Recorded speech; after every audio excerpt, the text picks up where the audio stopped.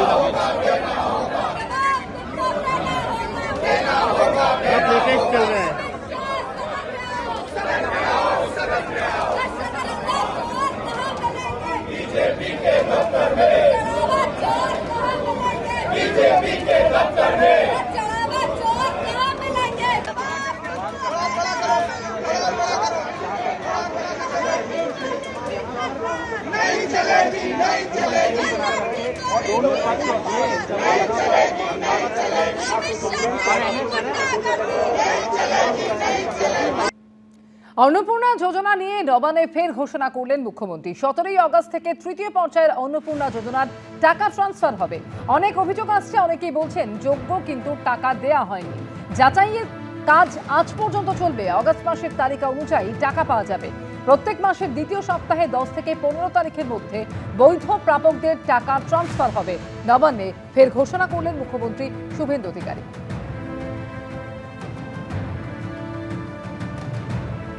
আমি কয়েকদিন আগে বলেছিলাম যে 17 তারিখ থেকে আমাদের তৃতীয় পর্যায়ে অন্নপূর্ণা যোজনার টাকা অ্যাকাউন্টে ট্রান্সফার শুরু হবে। অনেক অভিযোগ আছে আমাদের কাছে এবং অনেক মহিলারা বলেন যে আমি যোগ্য কিন্তু আমাকে দেওয়া হয়নি ইত্যাদি ইত্যাদি। তাই আমরা মোটামুটি একটা ভেরিফিকেশনের কাজ করছি, যে কাজ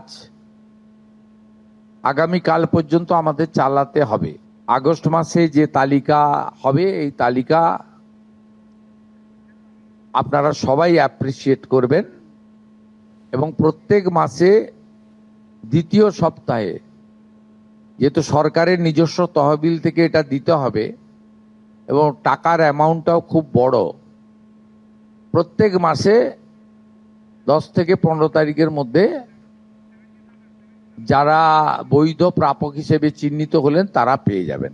এবিপি আনন্দ, এগিয়ে থাকে, এগিয়ে রাখে।